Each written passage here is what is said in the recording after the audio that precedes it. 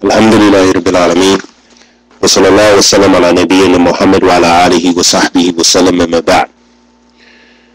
So this is a caution. A caution to following and a warning to beware the people of desires and the people of innovation. The people who the Prophet ﷺ described as the du'at ala abwab jahannam, meaning those people who stand at the gates of the hellfire and call people to it. They call people out to other than the sunnah of the Prophet ﷺ. And who are these individuals who I'm talking about who call to other than the sunnah of the Prophet ﷺ? They may even have the signs, some of the signs of the people of Ahl Sunnah, so don't be fooled. But however, you'll notice from their extremism that what? They busy themselves with speaking about the leaders, with speaking about always engaging in the faults and the sins of those people who lead the Muslim nations and Muslim communities. This doesn't mean that people are without faults. But however, this is away from the methodology of the Prophet Muhammad ﷺ. And this is away from what Allah subhanahu wa ta'ala has commanded us. وَأَطِيعُوا اللَّهَ وَأَطِيعُوا الرَّسُولَ وَأُولِي الْأَمْرِ مِنْكُمْ فَإِنْ تَنَازَعْتُمْ فِي شَيْءٍ فَرُدُّوهُ إِلَى اللَّهِ وَرَسُولِهِ إِن كُنتُمْ تُؤْمِنُونَ بِاللَّهِ وَالْيَوْمِ الْآخِرِ. Allah subhanahu wa ta'ala said this. He said, obey Allah and obey the messenger, and obey those in authority from amongst you, or those who have authority over you. This is a commandment from Allah subhanahu wa ta'ala, and that He subhanahu wa ta'ala said this command alongside of with that believing in Allah and the Day of Judgment.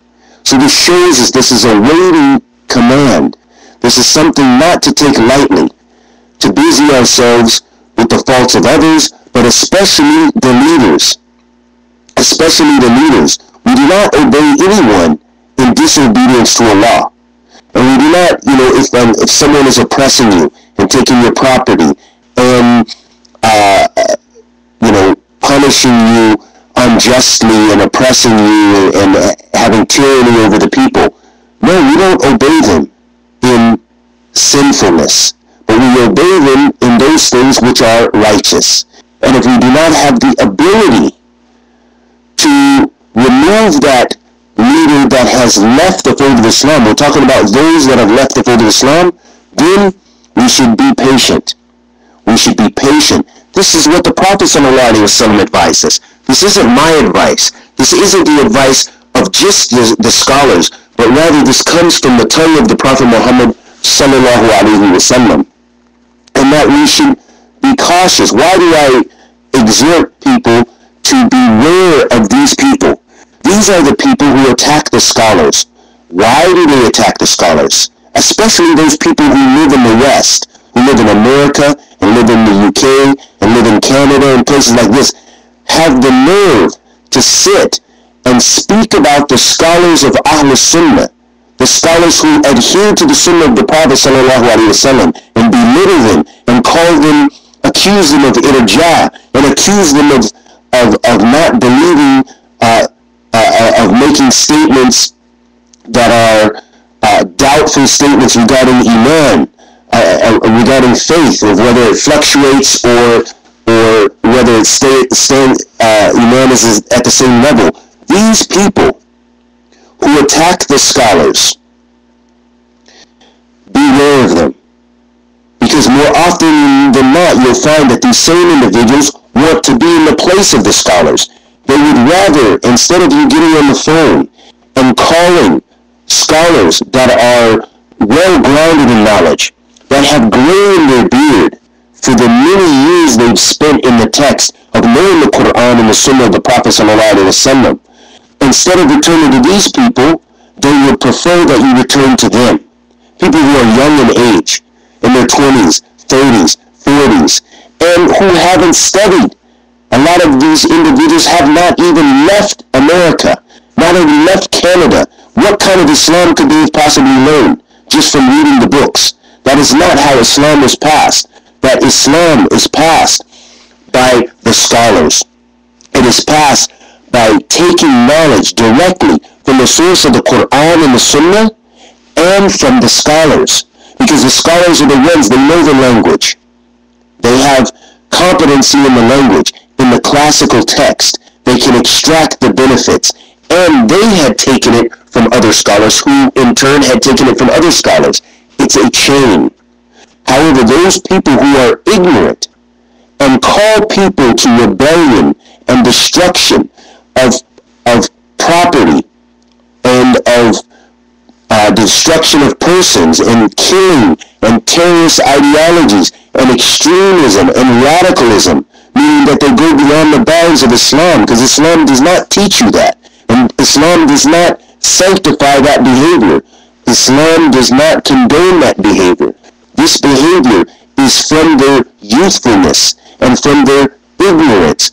And they are the people who the Prophet ﷺ described. He said, ﷺ, he said, when asked about will there be any evil after good, this is the hadith of Hudayfa ibn Yaman radiallahu anhu.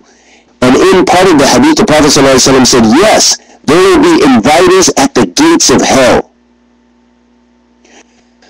Whoever accepts their invitation, he will be thrown in it. I said, O Messenger of Allah, describe those people to us. He said, they belong to us and speak our language. I asked, what do you order me to do if such a thing should take place in my lifetime? He said, adhere to the right group of Muslims and their ruler. Subhanallah. Adhere to the sunnah of the Prophet ﷺ. The right group of Muslims is those who follow the Quran and the sunnah and the methodology of the companions of the Prophet Muhammad sallallahu alayhi wa sallam, radiyallahu anhum ajma'een. May Allah be pleased with all of them. That is the way. That is the methodology. The Prophet sallallahu alayhi wa sallam said, افترقت اليهود على 71 فرقة. He said the Jews broke into 71 sects. وافترقت النصارى على 72 فرقة. And the Christians broke into 72 sects. وستفترق هذه الأمة على 73 فرقة. And this ummah shall break into 73 sects. كلهم في النار الواحدة. All of them in the fire except one. Only one. This is who the Prophet ﷺ was talking about. Both of these are hadith of the Prophet ﷺ, that we have to adhere to the sunnah of the Prophet ﷺ. And he said, من كان على مثل ما كان عليه أصحابي. Whoever is on what I'm upon, meaning the sunnah of the Prophet ﷺ, and my companions, radiyallahu anhum ajma'een, that exhorts us, follow their methodology. They didn't call to protest. They didn't call to rebelling against the rulers. They didn't call to making takfeer of people unjustly. They didn't call to cursing Ahl Sunnah. They were Ahl Sunnah. They are the origin of Ahl Sunnah. It starts with the companions of the Prophet ﷺ. The Prophet ﷺ referred to them as the Jama'ah. فَعَلَيْكُمْ بِالسُنَّةِ وَسُنَّةِ الخُّلَفَاءِ الرَّاشِدِينَ الْمَهْدِيِّينَ. The Prophet ﷺ said in another hadith, it is upon me my sunnah and the sunnah of the rightly guided Khalifa. And so the reason that I am exhorting those people who are listening to follow the sunnah of the Prophet ﷺ and to be cautious of those people who are calling to fitna and fawda, who call to chaos and call to destruction and tribulations, because those people you will find, as the Prophet ﷺ said, are amongst us. You'll find people around you. If you hear a man or a woman speaking up, busying you about the leaders, and you're living in some place like America, way far away from even a Muslim country, but they're busying you about the state of the leader. The leader's like this. We should be doing like this to the leader. We should ask Obama to boycott this leader because he is taking so much wealth. Then you have to question this person's Islam. You have to question that this individual, are they a person who is just causing chaos in the community? Because why would they possibly leave a Muslim land to come to a non-Muslim land to better practice their Islam. That doesn't seem like a logical means for practicing your religion, to come closer to your Lord, to leave a place where you hear the adhan, the call to prayer, to come to a place where most of the people don't pray and you have to ask permission to pray on your job. That is a strange thing. But what's stranger is for those individuals to be here amongst the community and then call the people to get involved in issues which do not really concern us. And that the best way of dealing with issues that concern the greater community is returning to Allah and practicing your religion, practicing the small things to the big things. But don't call the people to rebellion and to confusion. This is why we have the problems that we have today, why wherever you go, you find difficulty as a Muslim, even in Muslim countries. Why? Because of those people who call to the hellfire. They call people to blow themselves up. They call people to join this group or that group. They call people to attack innocent people. They call people to do extremist terrorist acts. And it's time that we put an end to this. It's time that we put an end to these individuals calling to this evil which prohibits us or causes obstacles in the path of when we're trying to call to the pureness of Allah subhanahu wa ta'ala's deen. These people are confusing people and they're distorting the picture of Islam.